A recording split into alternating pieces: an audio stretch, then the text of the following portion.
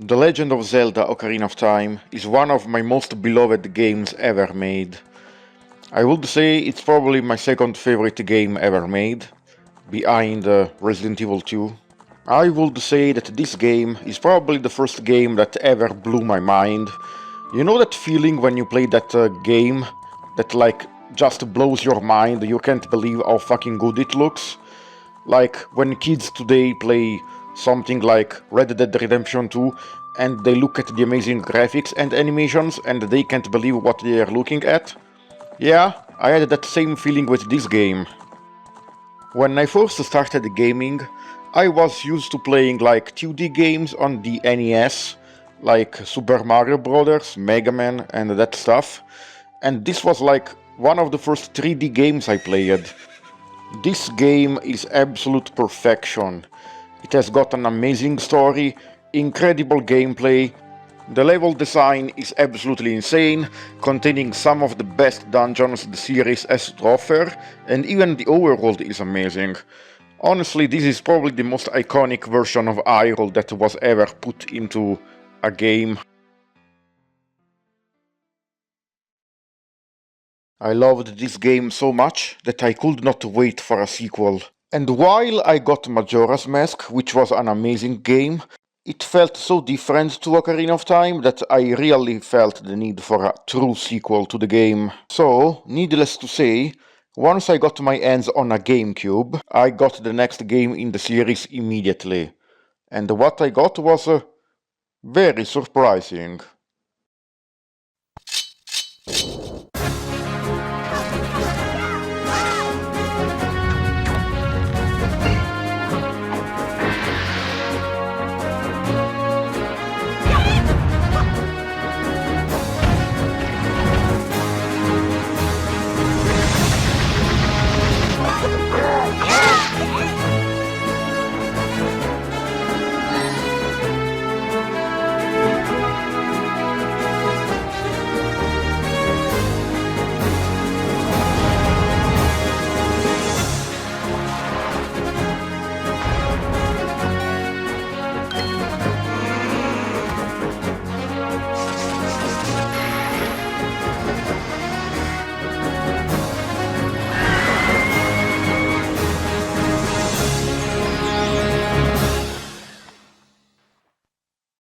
This game looked absolutely nothing like Ocarina of Time, or Majora's Mask for that matter.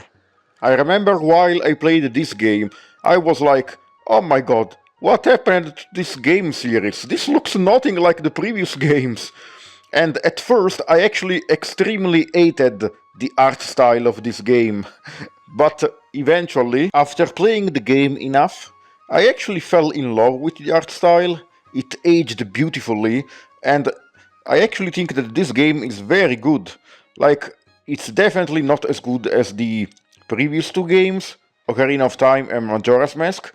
It's very flawed as a game, but it was still pretty enjoyable. Unfortunately, as much as I enjoyed this game, it still did not scratch the itch for me.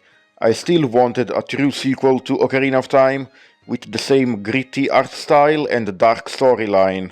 Little did I know that I was not the only one that hated the art style at first, so Nintendo would actually answer my wish.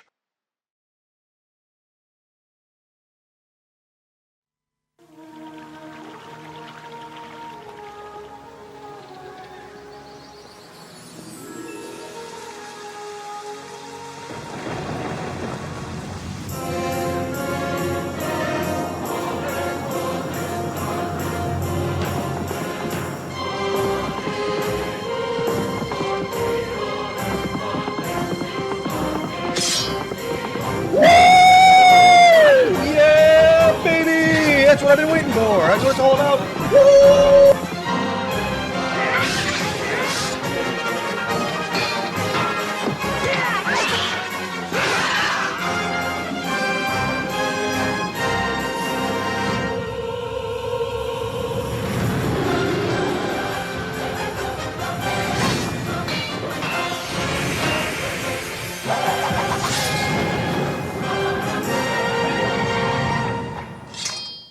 Yes! Yes! I was so hyped for this game. Oh man, you can't believe how much I was hyped for this game. My wish was granted! That monkey's paw is gonna make our dreams come true. Oh Unfortunately, this would become one of the most disappointing games I have ever played in my life. Ladies and gentlemen, welcome to my Zelda Twilight Princess review, also known as Why I Don't Like This Game.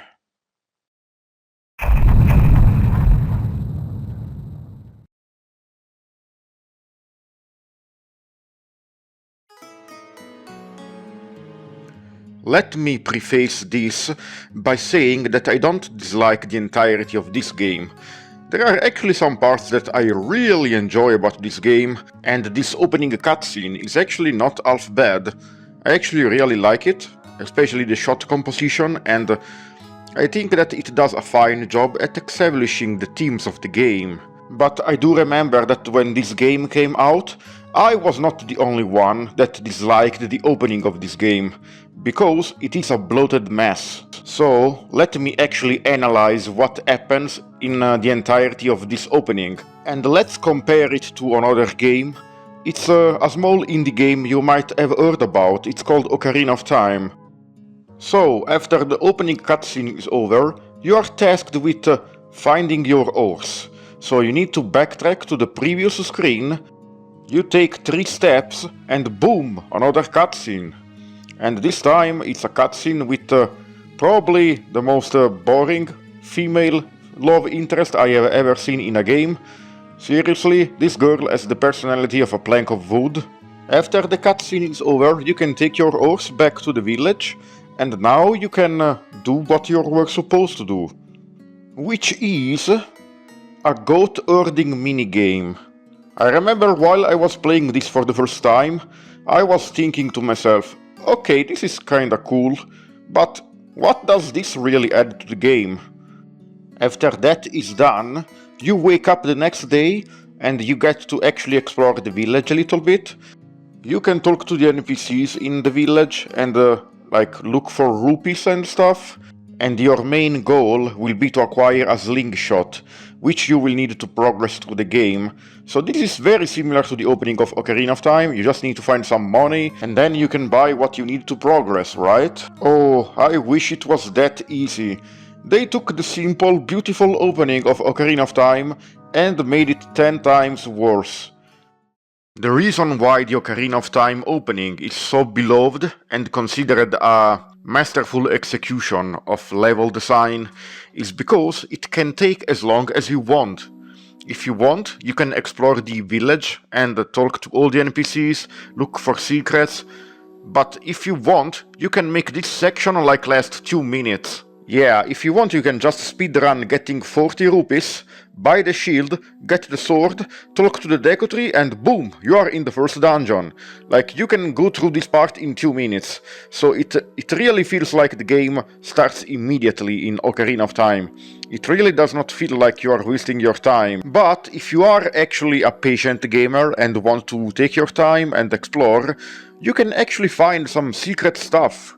Did you know that you can actually get another 40 rupees, go inside the Lost Woods, and actually buy the first upgrade for the Deku sticks immediately, and that will actually prove helpful during the first dungeon?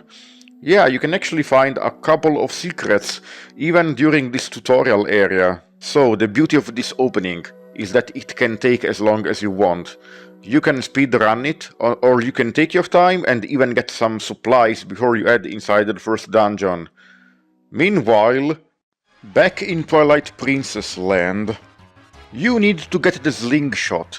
However, the shopkeeper won't sell you the slingshot because her cat has gone missing. You find out that her cat wants to get some fish, so now you need to actually find a fishing rod before you can actually make the cat return home.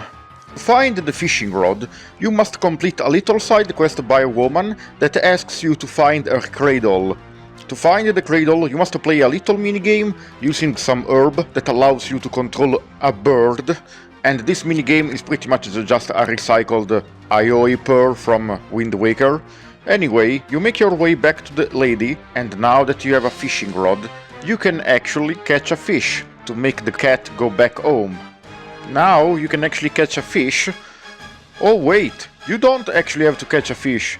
You have to catch 2 fish, because the first one gets added to your collection tab and you cannot drop it for some godforsaken reason.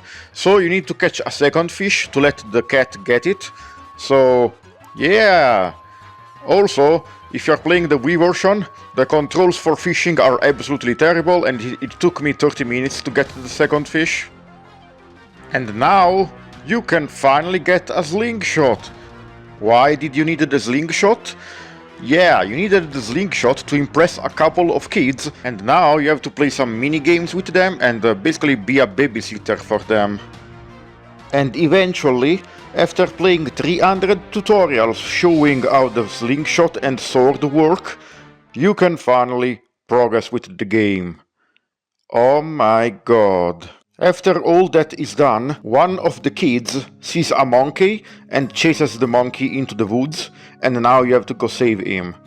This part of the game is probably the first real gameplay section, and yeah, it's still railroaded and linear as fuck, but at least now you are not doing fetch quests. So, why am I bitching so much about the opening of this game? Well, it's basically because it's just a bunch of unrelated side quests that you have to complete to progress through the game. Like, this stuff should have been all optional. All these random chores we did, what do they contribute to the plot of the game? They don't do anything.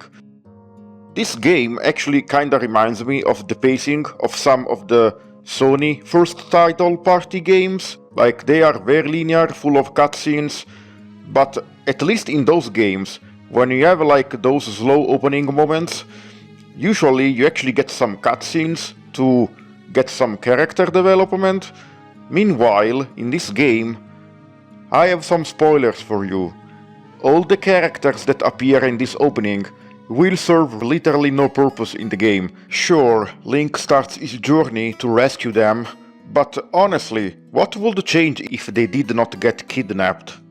The game completely failed to make me care about these characters because they are just used to shove fetch quests down Link's throat and as tutorials. And if you remove the fetch quests and tutorials, there is nothing left because they have zero personality. If you remove the whole kidnapping business and just started the game with Link getting absorbed into the Twilight realm, nothing would change. The plot would still be the same, and that is never a good sign.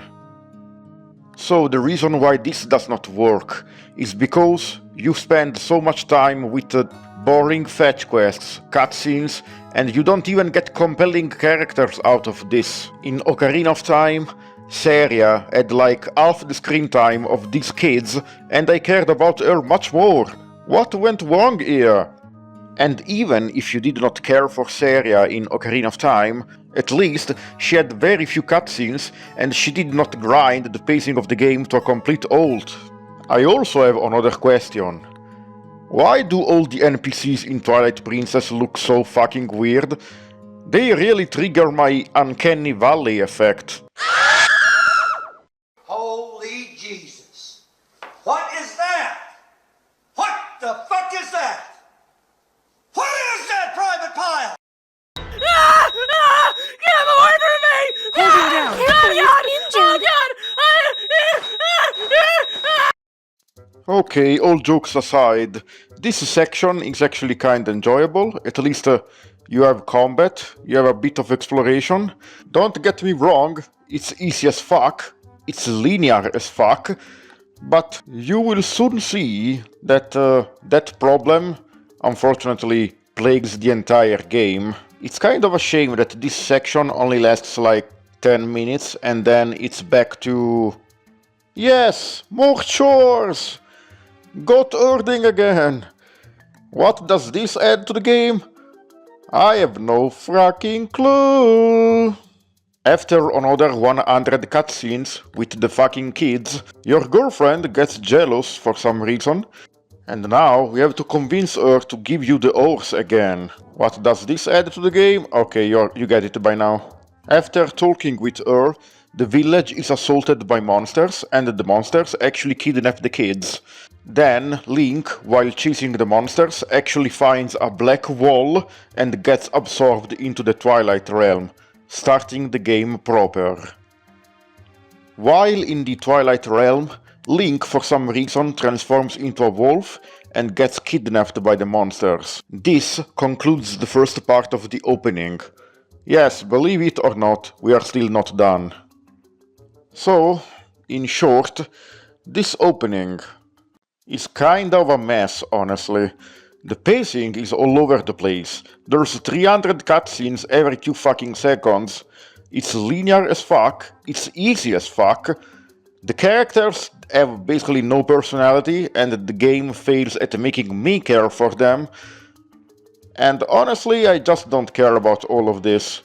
The problem with having such a linear section is that if you don't care about the story, then there's really nothing for you to enjoy here, because the game is so railroaded and linear that there's nothing for you to do. You just need to walk to the next cutscene, then do a little more of gameplay, walk to the next other cutscene, rinse and repeat until this is over. And yeah, unfortunately the game failed completely to make me care for these characters. This might have worked for you, but it did not for me. And aside from the kids, none of the characters in this section actually serve any plot purposes, and it's not like the kids were amazing either, so yeah, this is a big waste of time. Since the story is not good, having this linear section at the beginning of the game is completely useless, so we might as well have gotten a shorter opening, just like Ocarina of Time, just focused on the gameplay side of things. The Zelda Wind Waker opening was just as long as this one, maybe a bit shorter, but at least in that one, you got to the first dungeon, the Forsaken Fortress, much earlier, and I am actually one of the few idiots on the planet that actually likes sneaking around in the Forsaken Fortress. So yeah, I actually enjoyed that opening much more. And even if you want to be generous and say that the Forsaken Fortress does not count as the first dungeon, at least you can say that the characters in Wind Waker are much more likable. So unfortunately this opening part did not really work for me. The only parts I liked is that I think the Ordon village looks really pretty, and I like the soundtrack. I think that's pretty much it.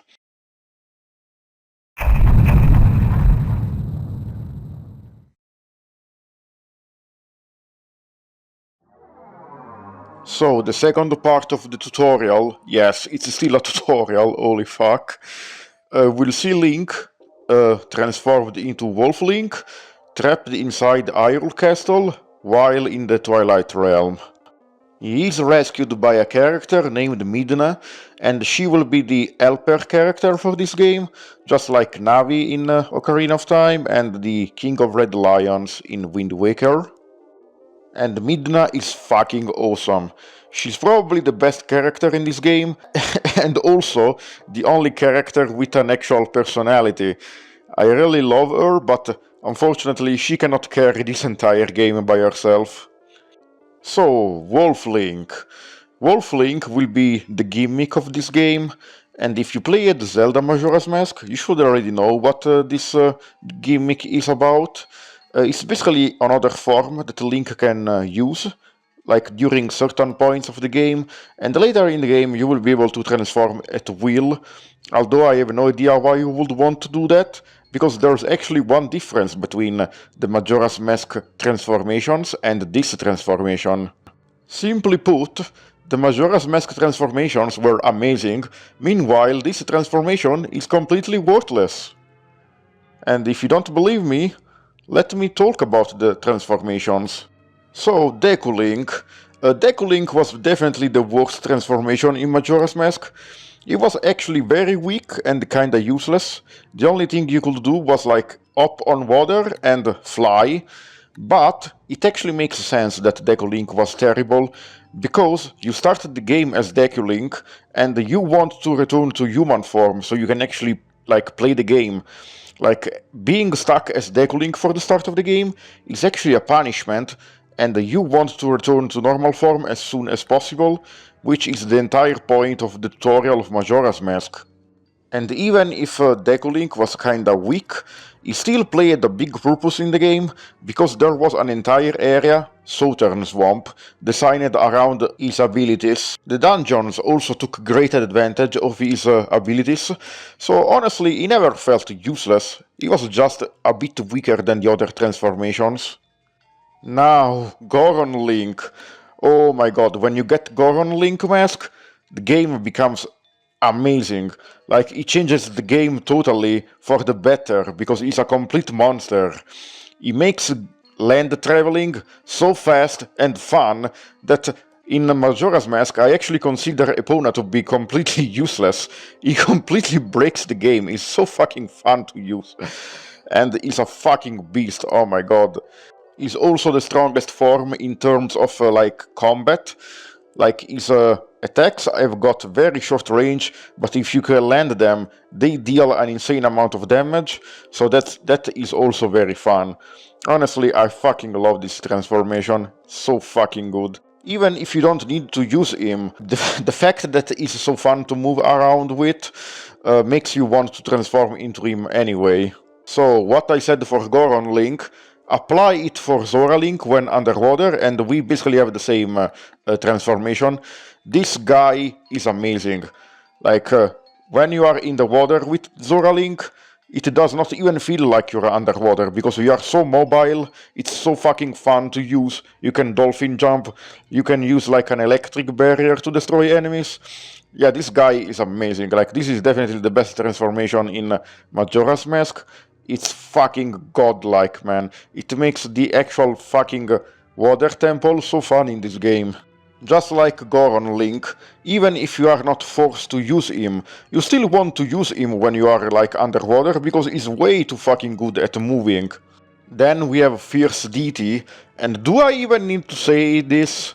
Just look at the footage. This mask is your reward for completing the game at 100%, and it basically makes you become an unstoppable god. You are basically shredding through every fucking boss in the game, nothing stands a chance. It's so fucking amazing. It's the best reward for 100% in a game that ever existed, and it became the most iconic transformation in all of Zelda, for a very good reason. Now we have Wolf Link. What can Wolf Link do? Well, he can bite monsters, he can dig down very specific spots to reach new areas, he can use his nose to track down some specific items during very specific scripted sequences, he can see invisible enemies and doors. Basically, it works the same as the Lens of Truth for some reason, I don't know why that is. And when Midna is with you, you can do a special attack to basically instant kill 3 enemies at a time. Or you can jump to very specific spots that the game is scripted to allow you to jump. As you can see, most of these abilities are very situational or only work during very specific scripted sequences, so even when you gain the ability to transform as him, there's basically no reason to do so, because he really gives you nothing. And even mobility-wise, he's only slightly faster than normal Link, so you don't even need to transform into him to go faster most of the time. But you know the part that sucks the most about Wolf Link? Yeah, my poor doggy got robbed the most in combat encounters. So, let me explain to you guys something about this game. For some fucking reason that I have no idea why they implemented, in this game, when you actually hit an enemy, they will go into a knocked down state, and you need to finish them using a special attack. If you don't use this finishing attack, you will have to wait for the enemy to get back up, and while they are knocked down, they will be invincible. So every fight becomes: you hit the enemy, they stay knocked down, You wait for them to get back up, you hit them again, rinse and repeat until they die. Unless you use the finishing technique that the skeleton guy teaches you. Now, you might say, what is the problem? Just use the finishing technique and you are done. It even looks really cool. You see, dear viewer, the problem is that the skills are only taught to human Link. For some reason, Wolf Link gets absolutely zero combat upgrades throughout the game. Because of this, because you don't get the finishing blow as Wolf Link, this means that every fight with him takes like double as long because you cannot get past invincibility frames. And you know what is really weird? What is the thing that canines are really famous for doing? Oh yeah!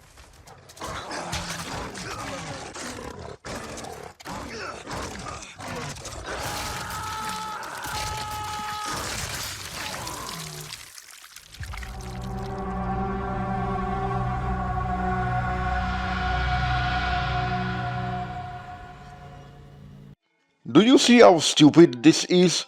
Why? Just why can't Wolf Link just like bite the neck of enemies and finish them off that way? This makes absolutely zero sense! So yeah, Wolf Link sucks.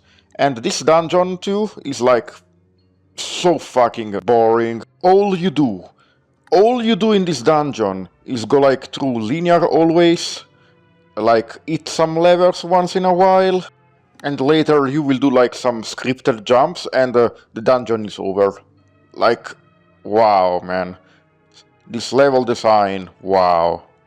The story is also not very compelling because they decided that it was a good idea to make the characters not even realize that the Twilight is like a thing. Like every character that you interact with in the Twilight world, they don't actually realize that they are in the Twilight world. They see everything as normal, they just see the fucking black monsters. Anyway, at the end of this dungeon, if you can even call it that, you meet with Princess Zelda. She tells you that she surrendered to the Twilight invaders, and then she makes you return to the Ordon village. You are then told by Midna to steal a sword and a shield, so you will be able to use them when you go back to being a human. This is like a stealth section while playing as a Wolf Link, and it is very interesting. It is a pretty neat section, although because of all the issues with Wolf Link I already outlined, and how limited his moveset is, it still ends up feeling pretty undercooked. Oh well, at least this cutscene is fucking hilarious.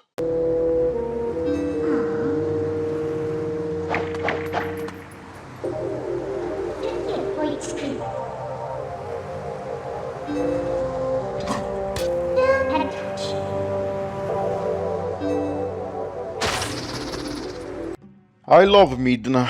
She's so fucking awesome. Definitely carries art this game. So our next objective will be to return the Faron Woods to the normal world and dispel the Twilight.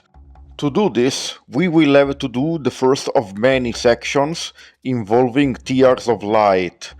And let me tell you, people in the fanbase hate these sections.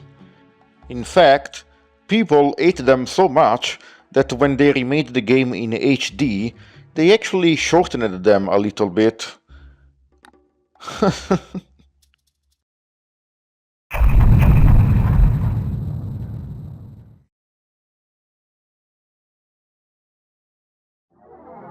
So, now we are actually inside the Twilight and we are stuck in wolf form. So, what exactly do you do during these sections? Okay, so what you need to do is you need to run around these areas covered in Twilight and try to find some weird bug enemies that are usually hidden, and when you kill them they will drop a collectible called the Tears of Light. You just need to find all the Tears of Light and then this area will be cleansed from the Twilight and you can actually proceed with the game. So A lot of people in the Zelda community actually don't like these sections very much, and I can actually see why. Like I said before, Wolf Link moveset is very limited, so all you can really do is just go around the map, find the bugs that you can see, and sometimes you have to jump with Midna, and other times you have to use the Lens of Truth ability to find hidden passages you can dig through, or just find hidden bugs in general. So playing these sections is actually not very interesting, because yeah, they are very linear, and you just need to go through them and find all the bugs, and if you missed one bug, you need to circle through the entire area again, trying to find the bug you missed. That's all you really do here. It's definitely not the most interesting gameplay loop, and I don't think they are interesting narrative-wise too, because like I said, during these sections the NPCs can't even tell that they are in the Twilight. They just feel that something is wrong, but they can't even tell what it is. So you don't really have any stakes here, honestly. I will never know why they chose this for the plot of this game, because if the NPCs actually knew about the Twilight, this would feel much more interesting and actually have stakes. Sometimes you will get trapped inside an area and you will be surrounded by 3 enemies.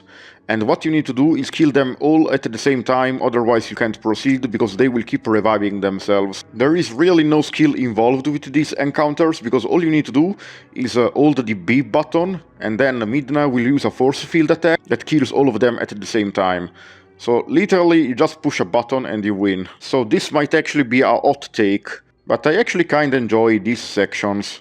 Even though the gameplay is really nothing special, these sections are carried hard by a really beautiful atmosphere that looks haunting, and the music in these areas is also really good. I really love the Twilight theme that you are hearing right now during the review. So honestly, I just like these areas for the vibes, even though, like I said, gameplay-wise, they are nothing special. And I really have nothing else to say about these sections. Like, they are really nothing burgers, to be honest. They are all the same. You did one, you did all of them.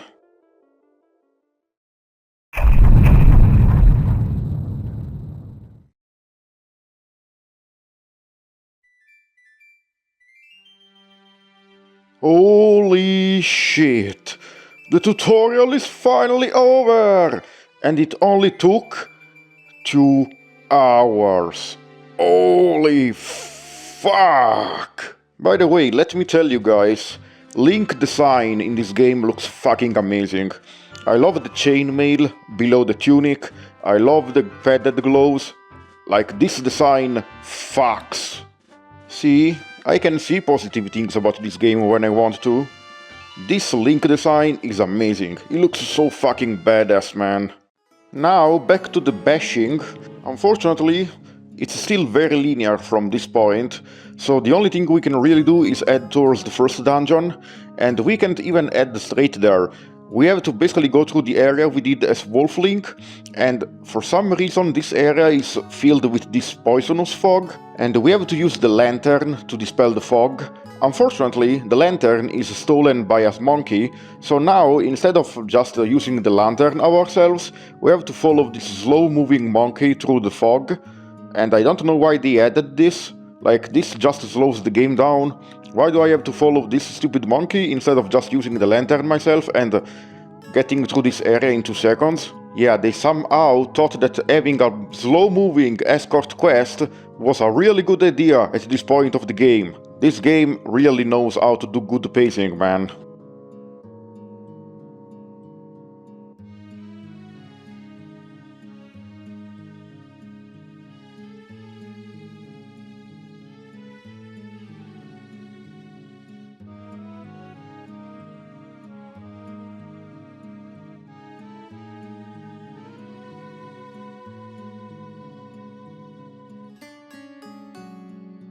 What was the point of that?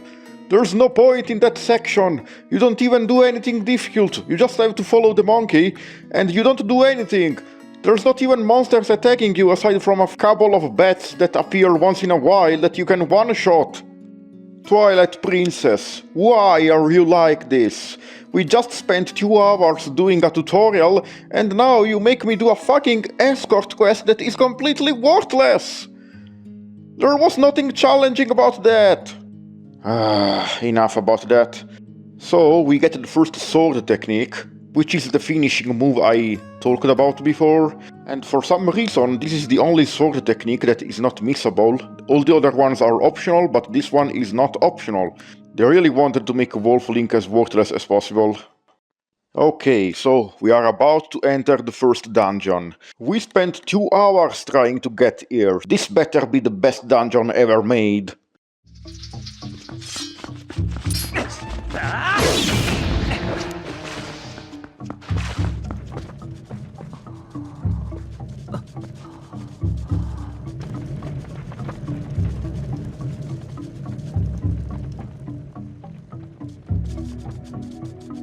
Well, I don't really have much to complain about this dungeon. It's not like it's amazing or anything, but it's also not bad at all. It's like, it's fine. It's a dungeon. I do have a small nitpick, however. So, why exactly is this called Forest Temple? I find that name to be very offensive. Why? Well, let me explain it to you why. The Forest Temple in Ocarina of Time is one of the best dungeons ever made in the entire Zelda franchise. It's an haunted mansion deep in the Lost Woods, full of ghosts and undead creatures trying to kill you. It has got like the best soundtrack that Koji Kondo ever composed. It's so fucking creepy, like this song used to give me nightmares when I was a kid. This dungeon not only had like an amazing horror atmosphere, but it was also very challenging and you could actually get lost here. It was not like a completely straight line like all the dungeons in Twilight Princess. I remember when I played this for the first time, I had actually missed one of the keys, and it took me like 1 hour to find where I lost that key. This place was so fucking creepy, man. I got nightmares from this place. It looked like a level you would find in a Silent Hill game, with all this damn fog and darkness. This dungeon offered some of the most memorable rooms in the entire franchise. This fucking twisted room, like, it confused the hell out of me. And the enemies were also extremely creepy. The Wall Masters and Floor Masters made me shit my pants, and if you were not good at the game, the Stalfos would shred your health like butter and you would die in seconds. And do I need to talk about the boss? This boss was like the coolest shit ever. Oh my god, this is so fucking cool! Meanwhile, what is the Twilight Princess version actually based on? Monkey! Yes, they used the name of one of the best dungeons ever made and made it into a generic cave where you need to save monkeys. Why? Why would you replace cool fucking ghosts with fucking monkeys? Why is this called the Forest Temple? This does not even look like a temple. The inside of this place looks more like the Great Draco Tree from the Ocarina of Time. And this is why I actually find this dungeon to be very uninteresting. Because, yeah, there's actually nothing wrong with the dungeon, it's like okay. It's linear as fuck and easy as fuck, just like all the other Twilight Princess dungeons. But aside from that, it's like not bad. But the problem is that the theme of this dungeon is so fucking boring. I don't care for monkeys. I would literally give this dungeon a higher score if it was called anything else. Just call it like the Monkey Cave or something, I don't care. This is not the Forest Temple. Name aside, I also have another complaint about this dungeon. So, just take a look at this. This is how long it takes you to climb a vine in the HD version of the game. Pretty slow, huh? What if I told you that this was actually sped up compared to the original version?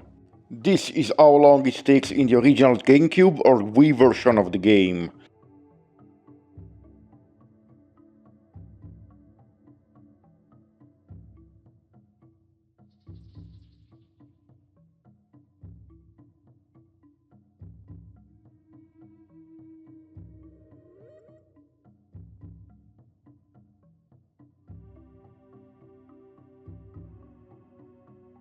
Why? Just why does it take so fucking long? Why are the animations in this game so fucking slow? You know it's bad because even the developers noticed and actually sped up the animations in the HD remaster. Do you know how many vines do you climb in this fucking dungeon? By the end of this fucking dungeon, I was looking like this.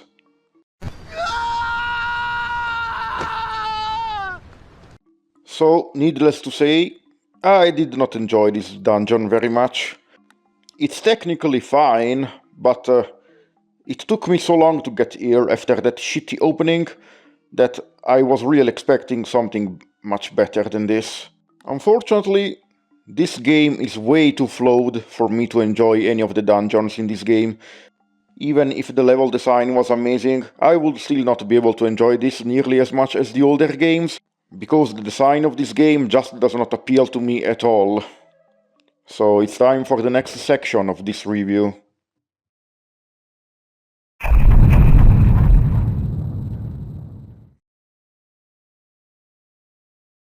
The combat in this game is so fucking boring. I already talked about how Wolf Link is boring, but how does Human Link compare? You always hear people say that this game has got amazing combat, and they are technically right, because the moveset of this game is amazing. Like, you have so many moves to choose from in this game, the combat is very varied. The problem is that the enemies don't take advantage of this moveset at all. So, in Ocarina of Time, the enemies were easy to avoid, but if they hit you, they actually did a lot of damage. In Zelda Wind Waker, it was actually kinda the opposite. The enemies were very aggressive, and they attacked you a lot, but if they hit you, they did very little damage. Well, guess what? This is a game made for babies on the Wii. So in this game, you get the worst of both worlds. The enemy's AI is absolutely brain dead. They barely attack you, and if they hit you, which should never happen, they do almost zero damage. I remember one time I was trying to get myself killed, so I stayed in one of the bridges in Hyrule Field, getting sniped by the archers on the bridge. It took almost 5 seconds just for the archer to ready the arrow, and another 5 seconds for the arrow to hit me, and when the arrow hit me, it did 1/4 of damage. If I wanted to die, I would have to have waited for like 15 minutes until my health depleted completely. Do you remember the final boss with Ganon in Ocarina of Time? If Ganon hits you in Ocarina of Time, he deals 8 hours of damage, 4 hours if you have the defense buff. Well, Ganon in Twilight Princess, I think only deals 1 hour or 2 hours of damage at most, without any defense buffs. And like I said, all the secret techniques that you can learn for your sword, they are optional, so none of the enemies are actually designed around those techniques. And the only technique that is actually required to finish the game, the finishing blow, that technique actually makes the combat worse, because you have to waste time executing enemies on the ground, so you waste just time. This shit is inexcusable. Now, I'm not saying the older games were like Dark Souls or anything, but at least I had to think a little bit there. In this game, I feel like I'm falling asleep. And since the combat is so fucking easy, I'm really not incentivized to go after the art pieces in this game.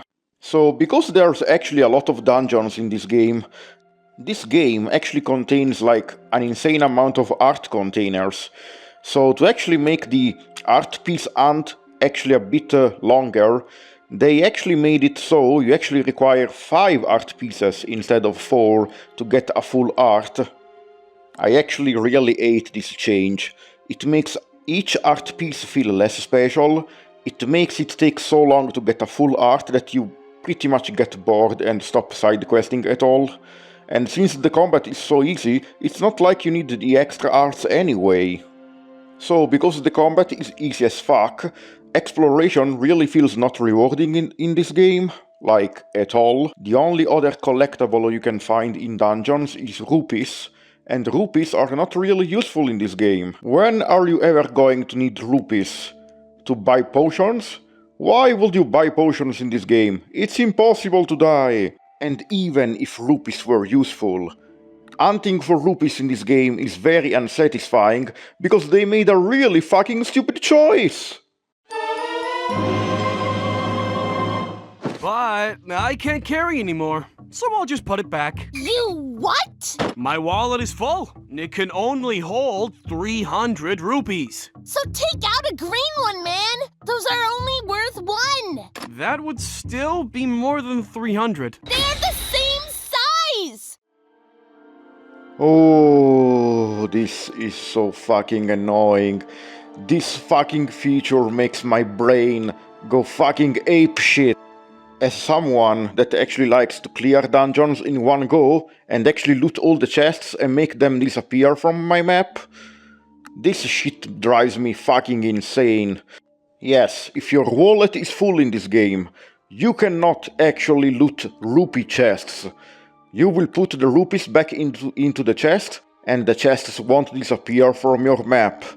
If you have OCD, this drives you fucking crazy, and if the game thinks that I will go back to a fucking dungeon just for fucking rupees, well, go fuck yourself, man. This feature is completely stupid, and you know what? I think I know why they added this feature. So, later in the game, you will actually be able to unlock an armor called the Magic Armor. Wearing this will actually make you invincible as long as you have money in your wallet. And it will constantly drain money from your wallet and also drain money when you get it. This armor looks really fucking cool, however, if you actually run out of money, this armor becomes completely worthless, because it makes you, like, heavy as fuck, so you can't actually run anymore and you become slow as fuck, so you basically become useless in combat.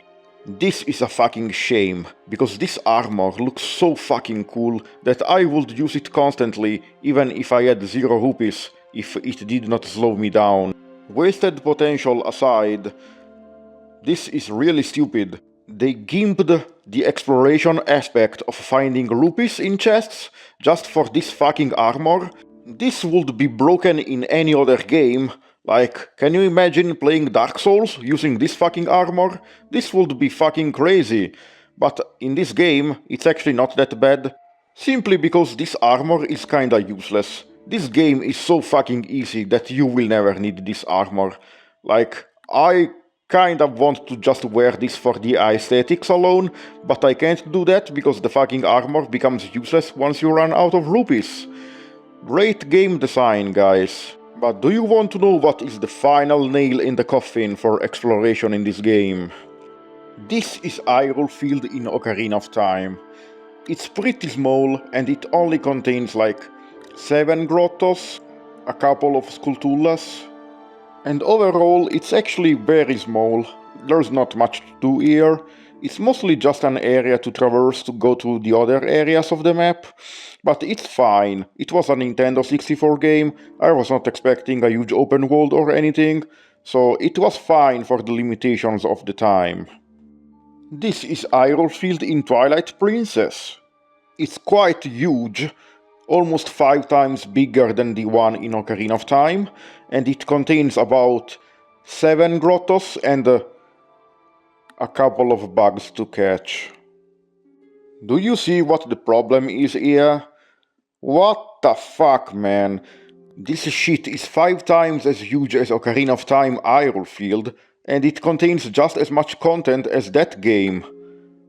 This shit is empty as fuck! And that is not the only problem. So, in Ocarina of Time, the beauty of Hyrule Field is that once you got to Hyrule Field, you could basically do whatever you wanted, aside from going to Zora's River. Yeah, I remember when I first played the game, I did not go straight to Hyrule Castle. When I got to Hyrule Field, I actually wandered around, explored the entire area. I went to Kakariko Village, explored the graveyard. I also went fishing in Lake Hylia. So you could basically do whatever you wanted, aside from going to Zora's River or that mountain. Like, the Hyrule field in Ocarina of Time was surprisingly open. Meanwhile, in Twilight Princess, unfortunately, you're kinda railroaded into doing the main story. You really can't do anything else, because the Twilight areas that cover the Hyrule field map will prevent you from doing anything that is not story related.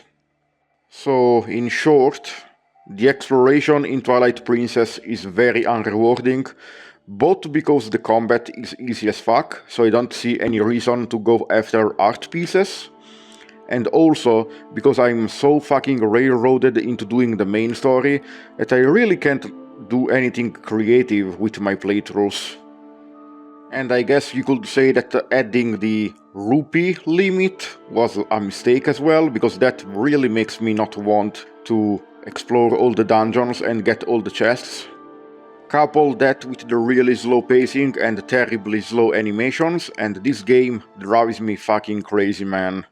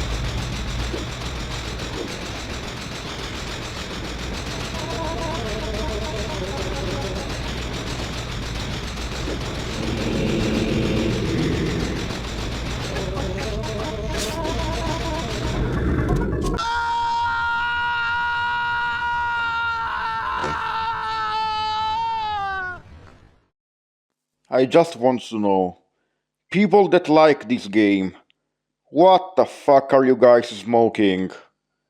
I really was doomed to never be able to like this game, huh? Except, there are some things I like. So let me go through those real quick.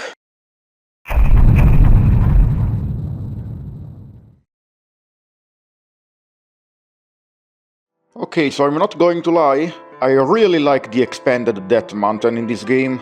In fact, I like this area so much that when I made the Minecraft map of Ocarina of Time, I actually kinda did an hybrid version of the Ocarina of Time Death Mountain and the Twilight Princess Death Mountain.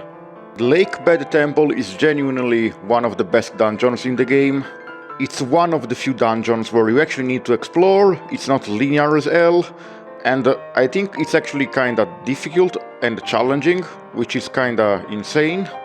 And by challenging, I only mean the puzzles, obviously, because the combat is still the same Braindead shit as usual.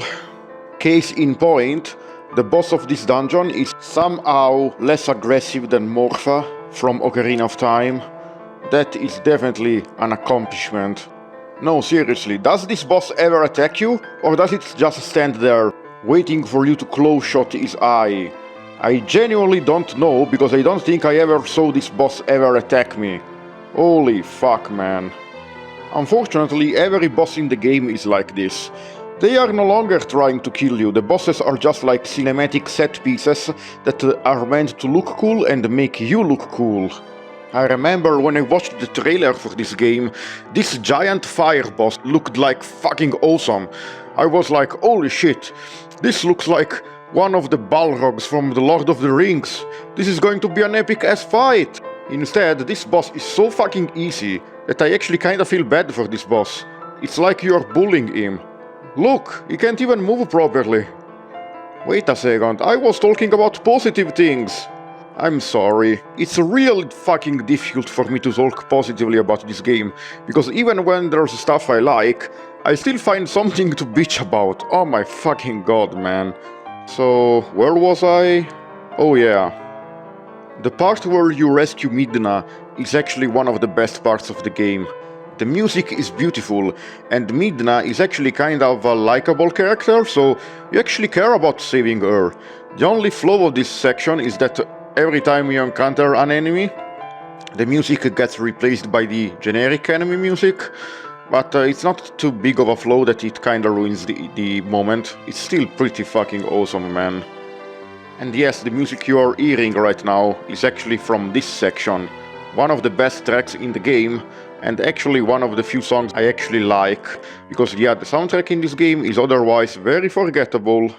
The part in the forest where you need to follow the school kid to find the Master Sword, this part is actually really fucking cool. It has got a great rendition of Seria's song, and this is one of the best callbacks to Ocarina of Time. Like, all the other nostalgia pandering moments did not work for me, but this one definitely got me. Whoever designed this puzzle though needs to be fired. What the fuck, this shit is terrible.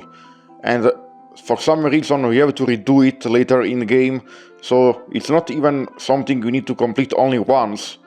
The Arbiter Grounds dungeon is actually really fucking cool.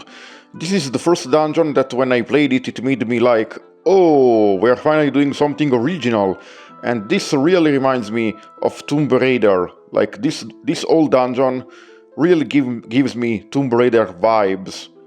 Gameplay-wise, this dungeon is nothing special, because they kinda copied the gimmick of the Forest Temple for this dungeon, so it's kind of a retread, but hey, at least it's better than having it be a linear hallway, I guess. The dungeon item is also really fucking cool, even though unfortunately, just like all the other dungeon items from Twilight Princess, it's only ever used inside the dungeon you find it in, and outside in the overworld it's almost useless.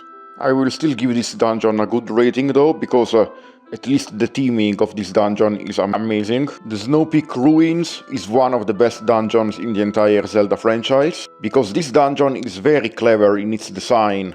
It actually tricks you into thinking it's not a dungeon, because you see people living inside here, well, if you can call them people, and like you actually think this is like just a house at first, or like a side area, but then as soon as the NPC gives you the map, you realize that this is actually a dungeon, and boy, what a fucking dungeon. It's basically the Forest Temple again, except now it's frozen, and the design of this dungeon is really cool. It's actually not as linear as all the other dungeons, and it has got like a very cool atmosphere, pun intended, and honestly, it's just a very interesting place to explore. Like, you start to think, whoa, who used to live here? What is this place about? Like, this place tickles your curiosity so fucking much, man. Just like the Forest Temple, it's so fucking immersive. Yeah, it's very similar to the Forest Temple, except instead of giving me creepy-ass vibes, it gives me mysterious vibes. But it's really fucking good. Like, if the entire game had been the same quality as this dungeon, this game would have been top tier. Unfortunately, the entire game was not the same quality as this dungeon. So, yeah, these are the only things I like about this game. I told you there were not many. So unfortunately, it's time to start talking about negative things again.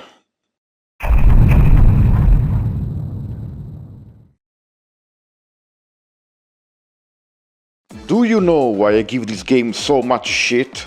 It's because this game lacks a unique identity.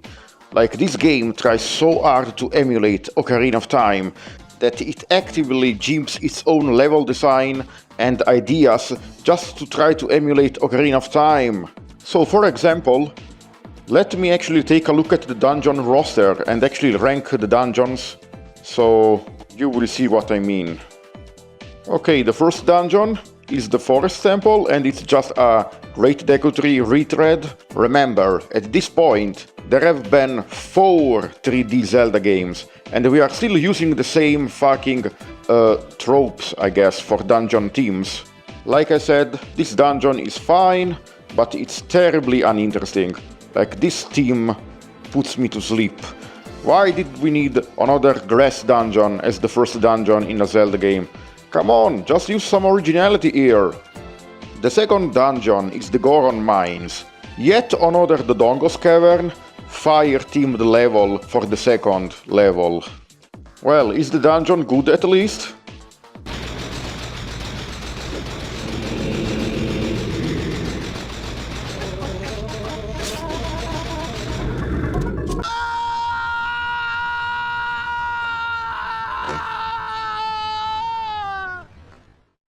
It's garbage.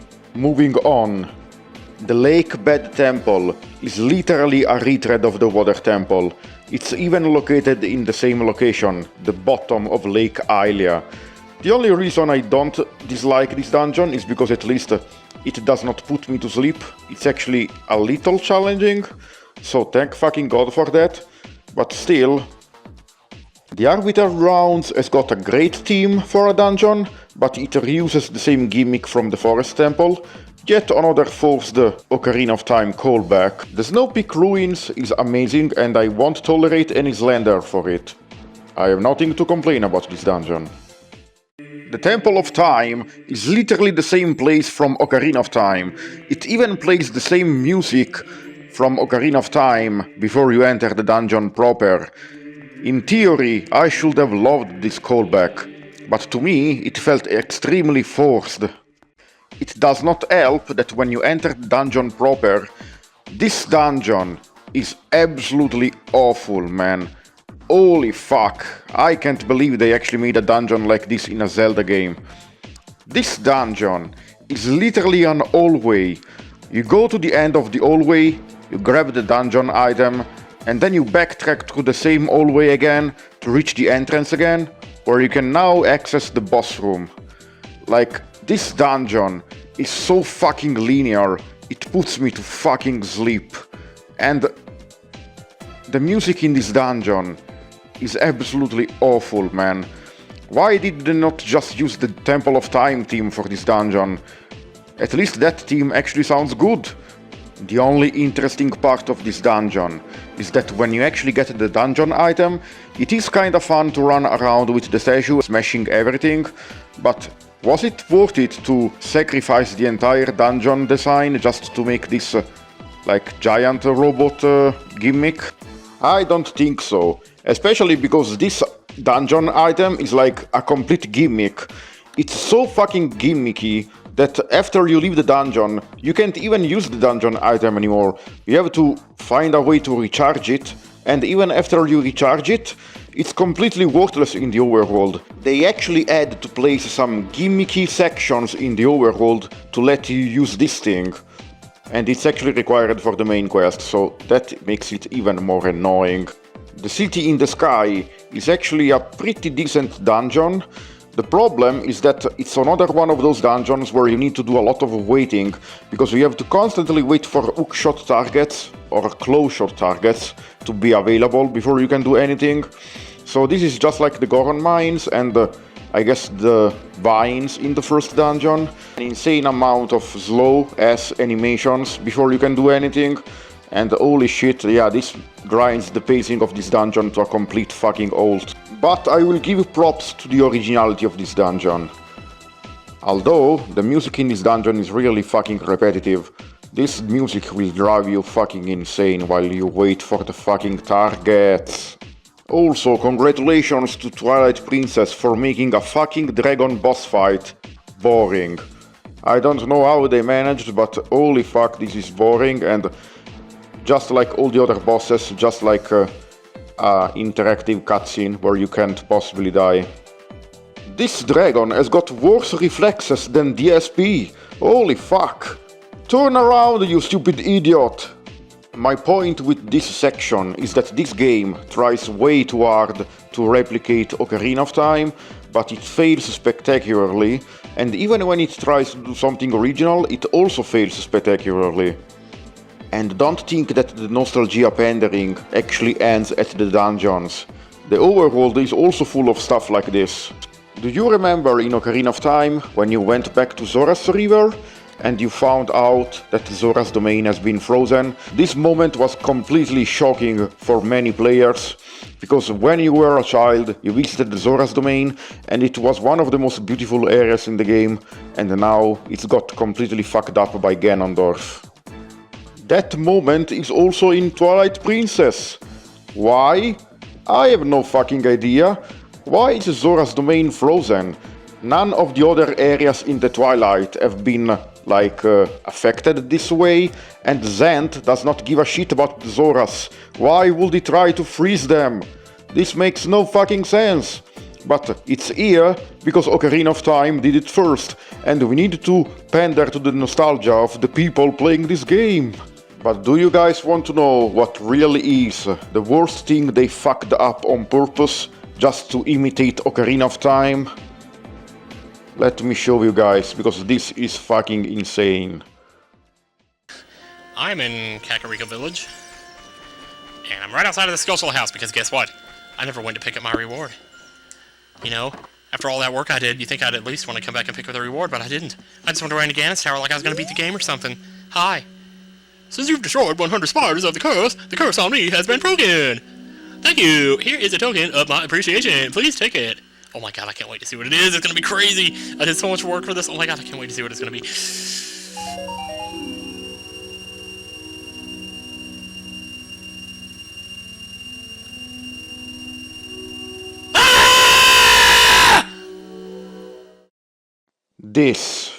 This is the worst part of Zelda Ocarina of Time.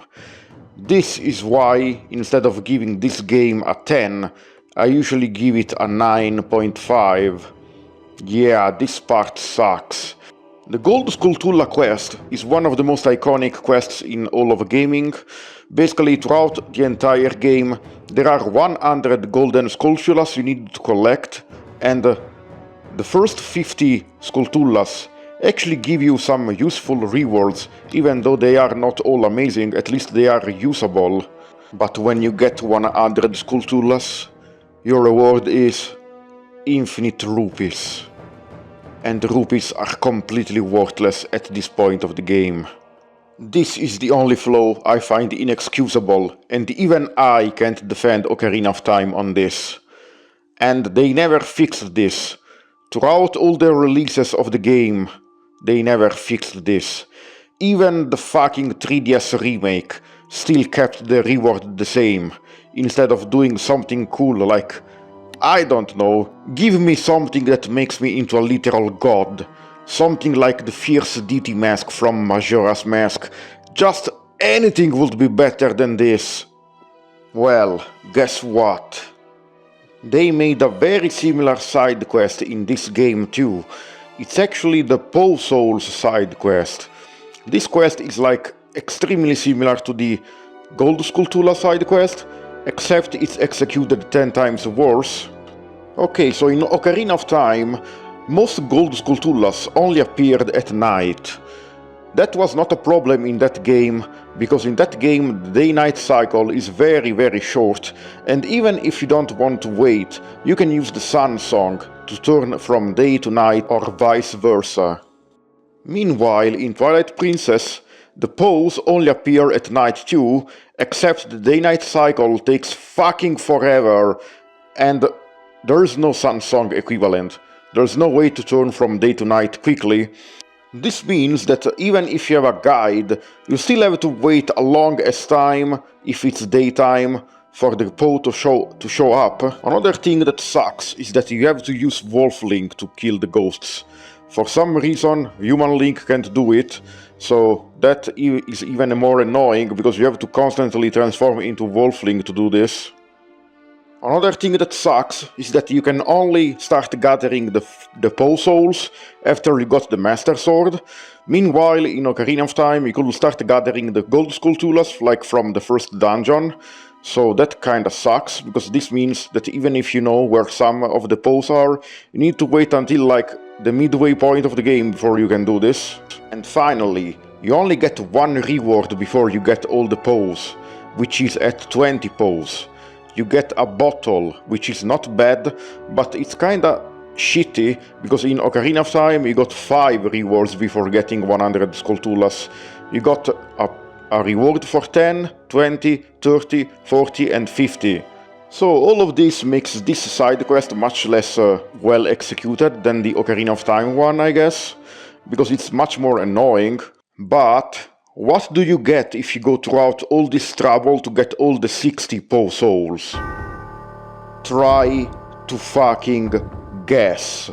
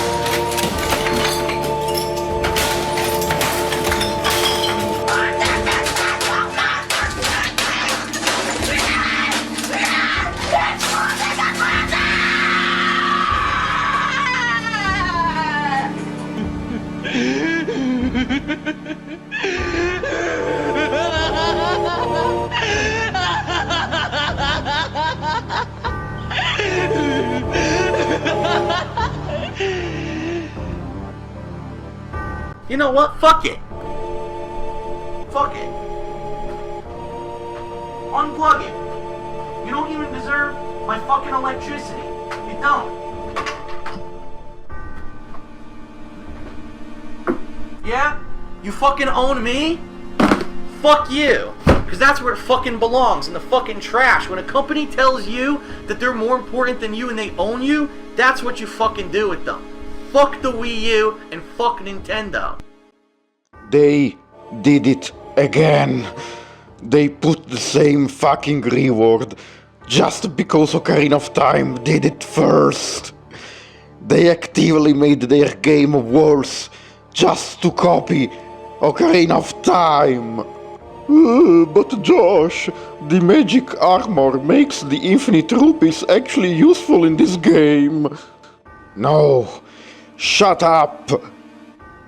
First of all, this game is made for fucking babies. Why would I ever need to be invincible in this game? This game is so fucking easy, a fucking toddler could finish this game. Second, just like Ocarina of Time, it's not actually infinite rupees. I still need to come back to Castletown to get more rupees if I need them. So, you want me to backtrack to replenish my magic armor? Fuck this reward, this is terrible! I remember when I got this reward, I was so filled with rage and so fucking disappointed that this was actually the moment when I actually started to hate this fucking game. Before I found it underwhelming, then I just fucking started hating this game, because this game sacrifices its potential just to imitate Ocarina of Time. And we still have one thing left to talk about. The ending that got sabotaged by trying to imitate Ocarina of Time as well. So after you finish all the dungeons, you actually get to explore the inside of the Twilight world. And this is the final dungeon of the game. This dungeon is actually very fucking cool. I really enjoyed this final dungeon. It's like not amazing design wise, but it has got an amazing atmosphere. It's kinda creepy. Especially those ants that chase you throughout the dungeon. They are creepy as fuck, man. This final dungeon is really atmospheric, and even if it's not as good as previous final dungeons, I still think it's like very cool. Like the way you climb to the top of the dungeon to face against Zant, it's so fucking amazing. So, up to this point, Zant was actually a very compelling villain. He was very threatening and intimidating, and I found him to be very interesting. I still don't think the story of this game is as good as Ocarina of Time, because there's not enough context. Like, for example, in Ocarina of Time, we learn that the Sheikah were actually hired by the royal family to torture like intruders and spies of the kingdom. Meanwhile, what do we learn about the Twili people? The only thing we really learn is that they got sealed in the Twilight because they were abusing dark magic, but aside from that we learn next to nothing about their culture and how they function. Even the final dungeon, the Twilight Palace, barely tells us anything. So unfortunately Zant was not amazing as a villain. Like, I wish he had a bit more screen time, but what we got of him was very good, and I was ready for the final showdown. So it's really great that then, in the final fight, they turn Zant into a clown, and they completely shit on his development throughout the game, so he becomes just a joke, and they tell us that the real villain is Ganondorf. Once again, this game shits all over its potential just to imitate Ocarina of Time. Why does Ganon need to be the final villain? Because it was in Ocarina of Time, and all in the other games. Even though we did this plot twist like 300 times already. We already did it in A Link to the Past, the Oracle games, Four Sword Adventures. Okay, let's see what you're cooking, Twilight Princess. So, the real final dungeon, and this dungeon is like lame as fuck, man. First of all, it's really fucking empty for some reason. Like, every room is like huge, and it contains mostly nothing. I don't know what kind of design is this. Also, for some reason, the game is still throwing us into forced fights against mooks that we can kill in 2 seconds. I have no idea what's the point of this. This is not challenging at all. We can mostly one-shot all of these guys. Why is this forced on us? There's also a wing of the dungeon that is like completely pointless, like it's optional. You can go there and you can get a small key, and you can use the small key later for... Oh, it unlocks a room that allows you to get a buttload of rupees and also arrows and bombs. So I guess if you want to cheese the final fight with the magic armor, now you have the rupees to do so. Well, thanks. I'm sorry, I really did not like this dungeon. I guess the parts where you ride the boar are kinda cool, but aside from that, this dungeon is very empty, and I guess at this point of the game I really did not give a shit, honestly. Oh, by the way, remember these guys? Yeah, me neither. Apparently they come to save you. Yeah, thanks guys. You have done nothing throughout this game, now you come to save me. This cutscene really made me roll my eyes. Also, how do you guys know about Ganondorf? I guess even the writers gave up at this point. Okay, it's time to go face with the villain that we never saw before. Yeah, it's always a good sign when a villain never meets the protagonist before the end of the game.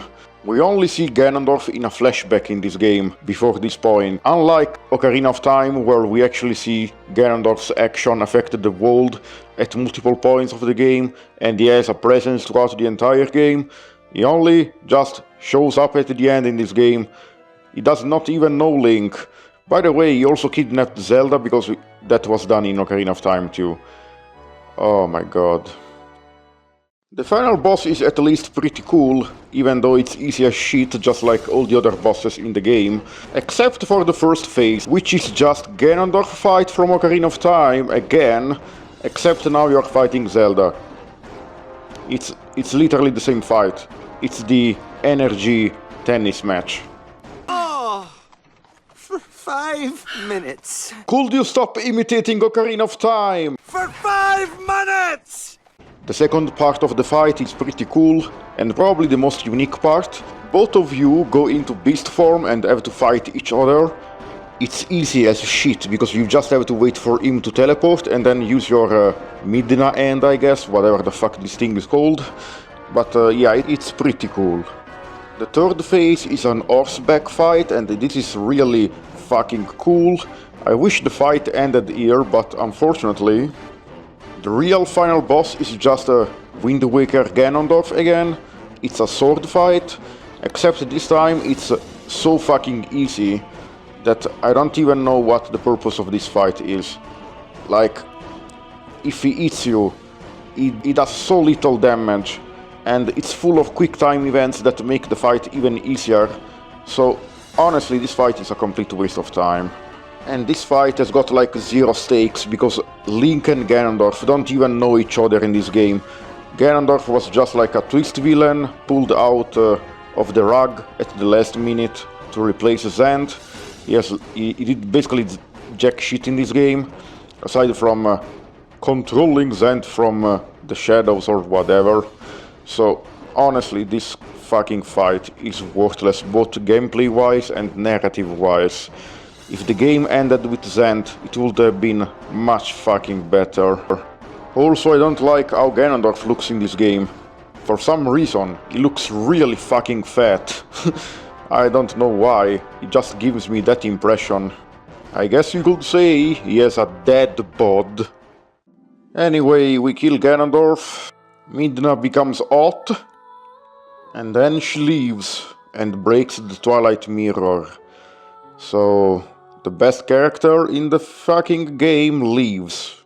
That's great. And the game is over. Holy shit.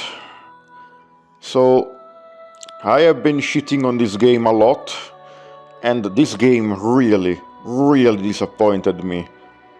Holy fuck.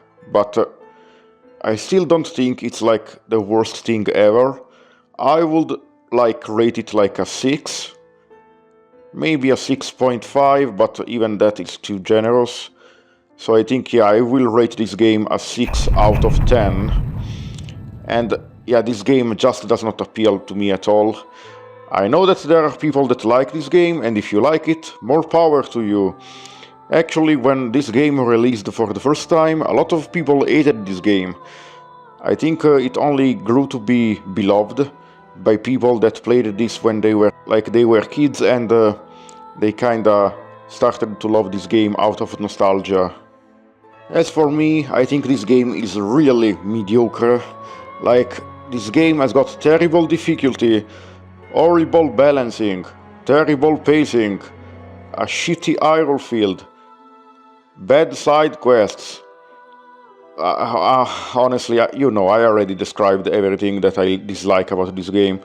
I don't really have anything else to say. I just know that this video will be very cathartic for me to make finally, because I wanted to talk about how this game disappointed me for fucking years. And I'm sorry if you like this game and you don't agree with my opinion. I won't think less of you if you like this game, because I like a bunch of terrible shit myself. I love Spider-Man 3 the movie, so... Very well. Thank you for watching this video, and leave a comment to tell me if you agree with me or you like this game. Maybe you can try to change my idea with this game, I don't know. But please comment, rate, subscribe, all that good as shit. And I will see you guys on my next project, whatever that may be.